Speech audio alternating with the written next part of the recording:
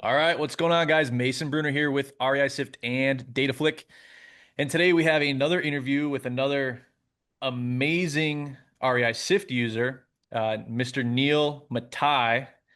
And he recently made a post in the Mastermind community. If you haven't joined, today's the day. Join the Mastermind community.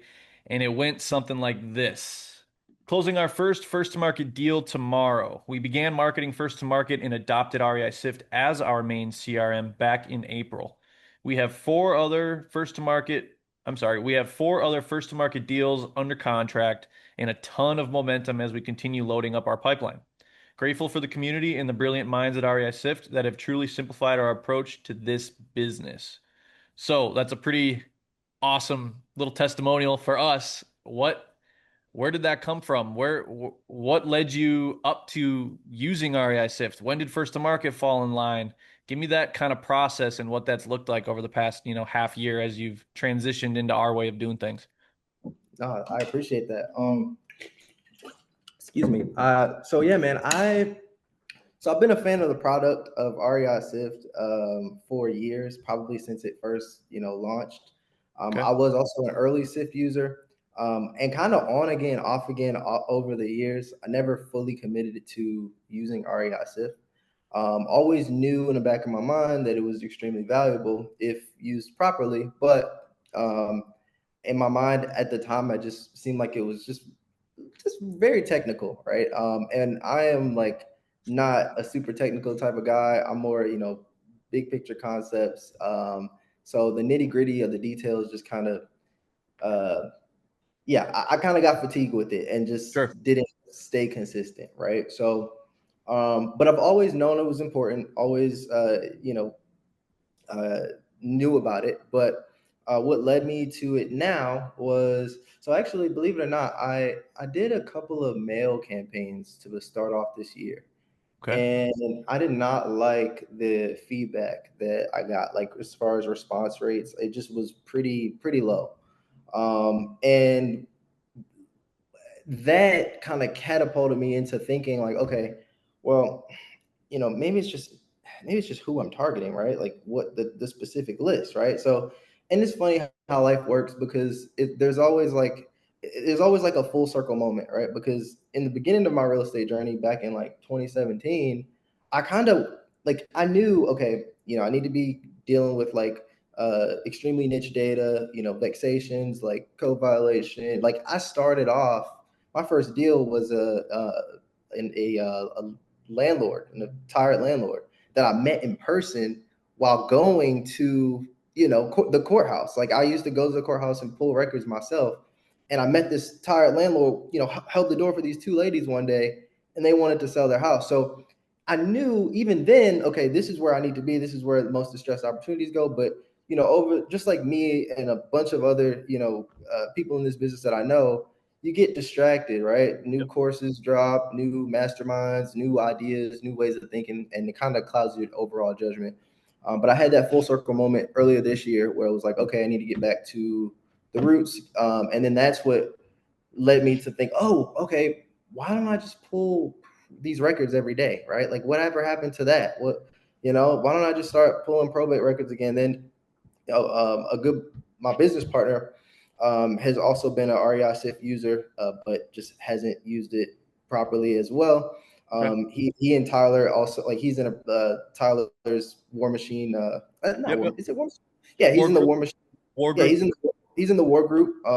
So we have the resources there, and just kind of dove back into it earlier this year because we knew it was important, and we switched our operation. I mean, we worked on another CRM before, and then once I realized how people were using REI Sift as a CRM, I was like, whoa, I really like this, and that's what attracted me to it. Once I saw the full capabilities of the CRM aspect, I was like, okay, yeah, this makes sense. And then cost wise, like it's pretty like our costs are pretty much fixed. Whereas in the past, it fluctuates, right?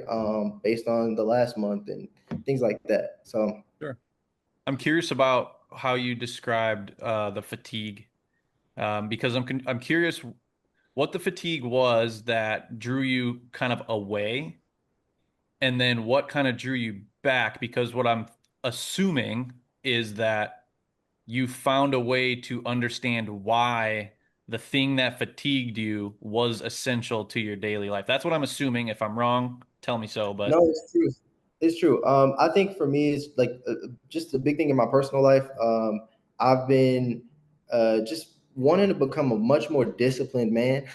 yeah, yeah, And that means like sticking to the things that I don't want to do, like doing the hard stuff, right? Even if I don't care, like even if I don't like it, like do it, right? Sit there, figure it out. If you know it's good for you, just like waking up, going to the gym every day, right? yeah, So yeah. um, I kind of I kind of just put my big boy pants on, right? And was like, all right, I gotta figure this out. Um, the best time is now, right? And then the funny thing is, like, what I've also realized in my real estate journey is sometimes information, like I've heard a lot of things over the years, and sometimes you're just too, sometimes just a little too early. Like I don't think I had the frontal lobe processing at the time to be able to, or maybe I did, and that's a stupid excuse. But in a way, now I feel like I'm more experienced and much more capable of executing like on my plan. Right? I hear what you're saying, man. I mean, Yeah. yeah. I mean, you had to evolve as a man and as a businessman, and you had to learn the lesson, whatever that lesson was. Probably took you down a little bit of some like a frustrating path for a while or something, Yeah. and you sorted it out. You stuck with it. I can respect that a lot. That whole thing about becoming more disciplined, I'm like, dang, man, that resonates with me a lot. I just had a kid and I got married a few years ago, and it's funny how that becomes your main focus is like, man, there's some stuff I need to focus on. And yeah, so I get it completely. Something I'm curious about too is not only these deals that are popping up, um, but what were you doing and what were you using prior? And then what what did that change feel like when you changed?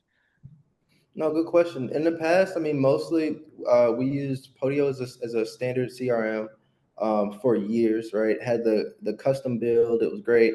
Um, and always used cold callers, Okay. like from the beginning. And those cold callers typically, like, it's just the sourcing of the data, right? I think that the difference now is that we're pulling probate tax, like we're pulling probates daily in multiple counties.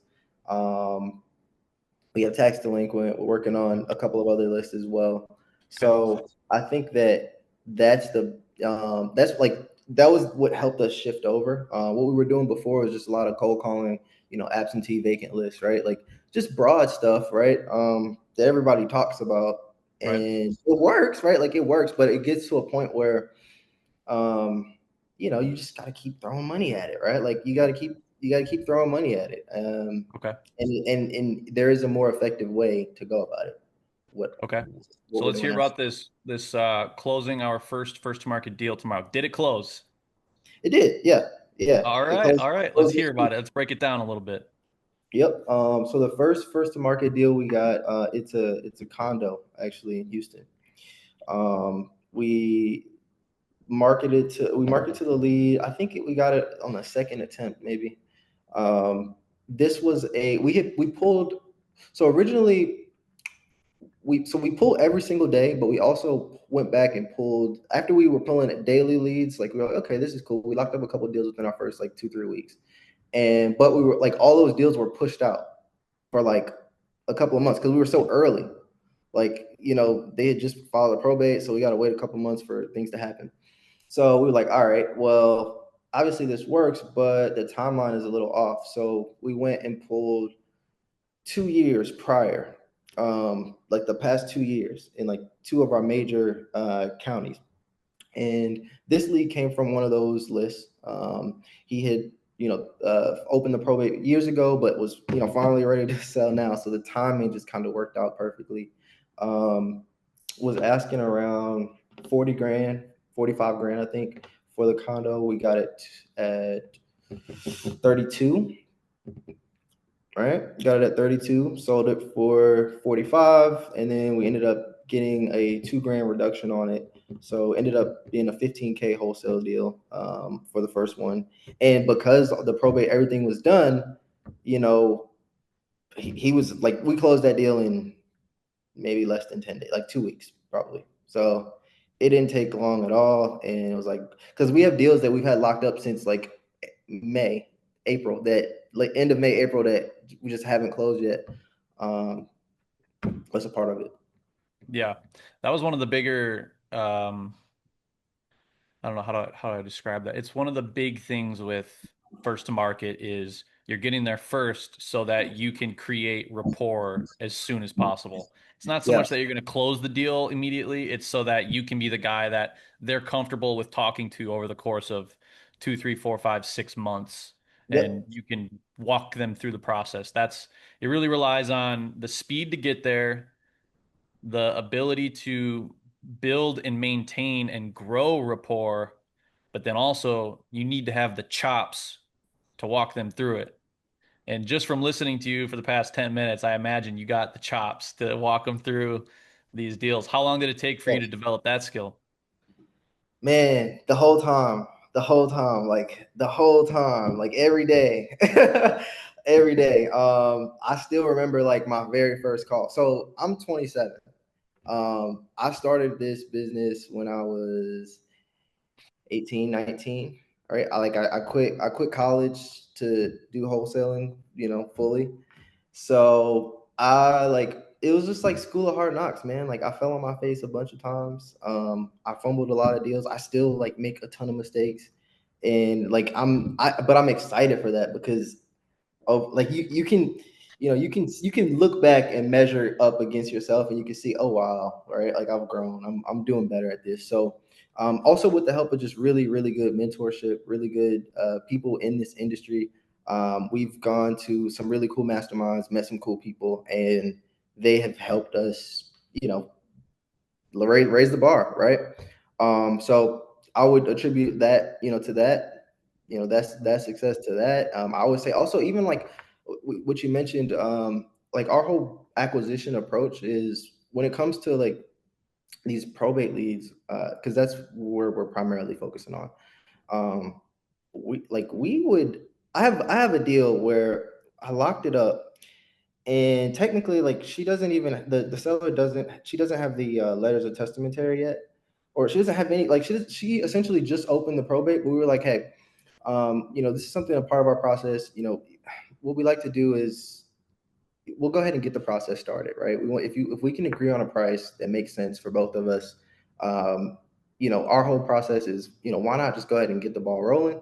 We'll, get title started, right? That way it's out of your hair. You can focus on the next thing in your life. You don't have to worry about this. You know that you chose a reputable company to get you closed out and you don't have to worry about anything else. So we kind of frame it in that way so that, it triggers the sellers obviously to take a little bit more action, right, up front. Now you of course get those sellers, now I want to, quite not quite ready. My attorney says, Mhm. we have to, but there are some folks that are like, oh, you know what, that makes sense. Let's do it. Yep. And we were able to get a couple of those deals pretty early on. Like I said, our first month doing this, we picked up deals because that was the mindset. We're like, all right, we're gonna try to get these people on the contract, now. Yeah, it's almost like you're coaching them through it a little bit. Exactly, exactly. Okay. You mentioned you quit college. How many years after quitting college? You quit at 23, you said? No, I quit after my first semester. I went for so I graduated high school 2016, so I started college that year, and that fall, and I was done by January 2017, like thinking business. Okay. So basically, like you said, the school of hard knocks, you got yourself a master's in real estate. Pretty Not much, to say man. you are a master, but you definitely took the same amount of time it would take someone to go to school and you just Yep, learned something else. yep. And this has been my primary focus, like the whole way, and it's been a ride, man. Okay. What are some of the biggest lessons you've learned over the past year? mm, I don't know if I was. That's a great question. I think the biggest lesson that I've learned this past year, um, I've really, it's probably more personal. It's just like I've kind of been tested, right? This last year, I've been like pushed to the limits in terms of, you know, just everything, right? Like I feel like I've gone through a couple of changes in terms of partnerships and like previous teams and just things like that, right? Like going through the motions, getting the right partnerships, and now I'm sitting in the spot where, like, that same kid that dropped out of high school or college, that same kid will look at me now and be like, wow, you're like, I'm living that kid's dream right now. But it's funny because you never know, what's the other side of that dream, right? What comes with that? What's the price? Right. So, I think what I've learned this year is like understanding the cost, right? Understanding That's the good. cost of, what does it take, right? What's the price? I've also learned just to, I think, I think really just team like management in terms of we have a pretty lean small team. We got Okay. a handful of uh, VAs, right? Yep. And it's just us two like locally, but everyone else is virtual, and we manage them well, right? We train. Like one of the biggest things we got from previous mentors was just like understanding the management basics, right? Like training your team, call reviews, like just things like that. Because we know a lot of people don't do that, with their cold callers. They don't Okay. take the extra step. So we try to just show up a little bit more on that end. And yeah, me and my partner are really like acquisitions, like focus. Like we're like acquisitions junkies. So that's Okay. what we, like to do the most. So we'll train on it. We talk about it. I have like our team uses like a chat GPT chatbot, and we role play with it. Just, trying to constantly get better, like as much as we can. You said go the extra mile with training. What does that, what would be some physical representations of that? Something that someone could chew on a little bit if they're starting their team. Good question. So there's a meeting cadence that we follow weekly. So we meet our team meets 3 times a week, and it used to be more times than that, but we just kind of, because we have a smaller team now, we just do 3 times a week. But in the past, we used to have like an in-house team, sales guys, and everything, and like that was every day. But with our team now, we do it 3 times a week, and we do like a theory kind of training, and we train on like fundamentals, right? So we have maybe 4 or 5 like core fundamentals that I feel like, like if I were to think of it like, if you were to work out in the gym, like you got your core workouts, right? You got Yep. your chest, certain core workouts are just fundamental. We kind of look at it like that. We have our, like um empathy, right? Sure. Like these types of topics, right? We train on the same things, right? Each week we might pick a new topic, and that to start the week off, we'll have like a theory training where we kind of go over the overall concept. What is it? Why is it important? What are examples? How do we use it? That kind of thing. Later in the week, we're just role playing. We'll role play with each other. We'll role play with AI. We'll role play, just do a bunch of role play, try to make it the hardest call of the day Yep. in the beginning of the day. All right. That way, everything else, comes kind of natural. I like that. Okay. So I, couple more questions and then we'll get you out of here. Something I'm curious about is you'd mentioned, the past year and up to recently, it's been like a discipline thing. That's been like a big lesson for you to learn and to adapt into your life. Well, Yeah. what's something now that you feel like you're getting a better hold on that? What's something that you're chewing on now? Something that's kind of holding you back, whether it's business related or mentality related. And actually, we'll start with that. What's something that's kind of stopping you or holding you back right now?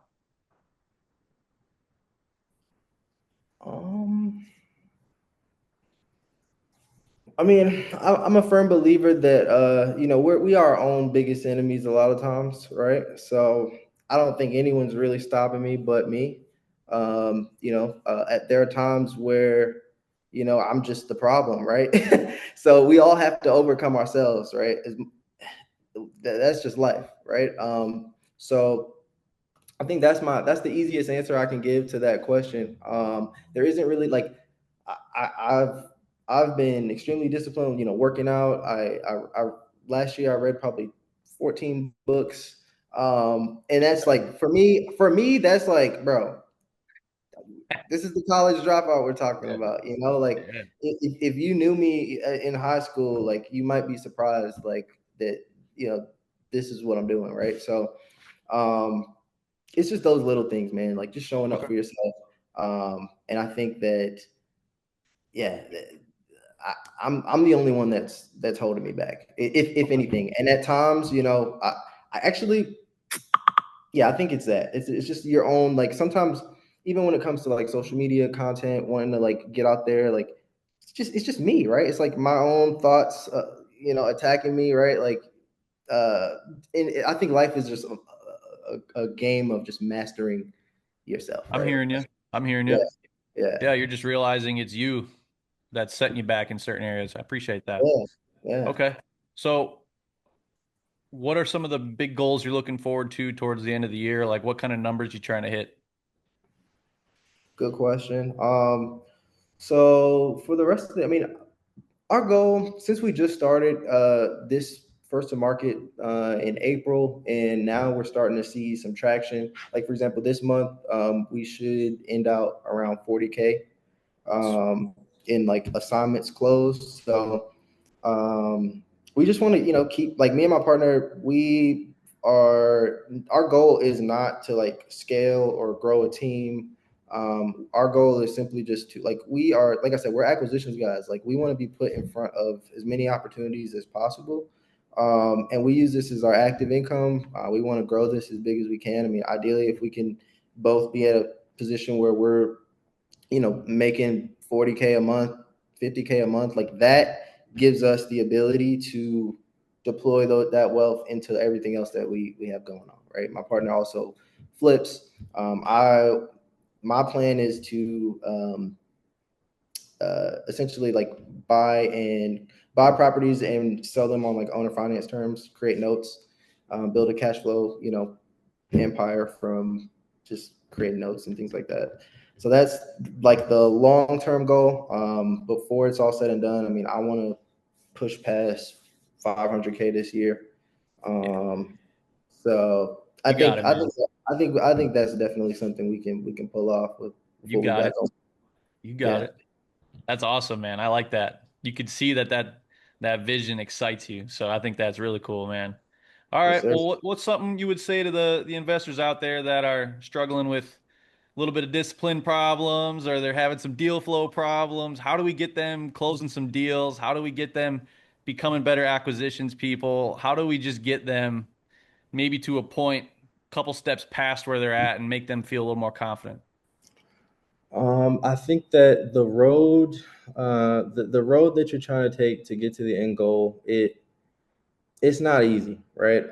It's not going to come easily, and if you're expecting that, then you probably should get out of the business. Honestly, I think that a you have to be obsessed, right? You have to be obsessed. You have to be obsessed with becoming better. You have to be obsessed with learning. Like I spend at least non-negotiable an hour a day absorbing like video YouTube type content, things that I can use to learn and become better. In addition to reading, right? In addition to, work like audio, like I am obsessed, right? Like I want to know as much as I can. I have like surround yourself with people that are doing better than you, right? I think that's also one of the things that I've done in my life that have unlocked a lot of things, right? And kind of curved my learning like yeah, it's just curved my learning, like made it a lot faster for me to connect between point A to point B because I may have been able to learn from someone else's mistake or just get that bug in my ear that I would have never gotten, if I didn't. And I'm not afraid to like my business partner. I met him because I watched a YouTube video and I was like, he seems cool. I'm gonna send him a message. I sent him a message, right? And like that was in 2021, and we've just built a relationship over time. Like I'm a kid from Baltimore, Maryland. He's from Dallas, Texas, and we just created a lot of synergy, and that was just from the me having the bravery, right, to just jump out there. Look, I don't have any shame. I want to get better. I want to surround myself with people that are doing better. So I'm going to put myself in all those environments, and I'm going to become obsessed with learning and growing and trying to get better. So I think that is it. Like, that is the recipe. You only lose if you quit, right? If you quit, then it's over. But if you wake up and you decide to keep going every single day, despite you got to be willing to do it despite everything. I think that's what it takes, honestly. Oh, Neil, that was great. Thank you. Thank Sounds to you. me like you simplified. You're you're always learning, you're trying, and you're reaching out to good people. It's about as simple as it gets. It's about all it takes. So, thank you for sharing. Awesome job on knocking out the first to market flow and getting that stuff Yeah, pumping. man. I have a feeling we are going to be hearing a lot more from you. Keep us updated in the page. Keep us motivated. This stuff helps people. This stuff motivates people. So someone like you who likes to motivate people, I can tell. Keep it up because this is going to help a lot. So thank you a lot. Yes, sir. I appreciate it, man. Thank you for having me.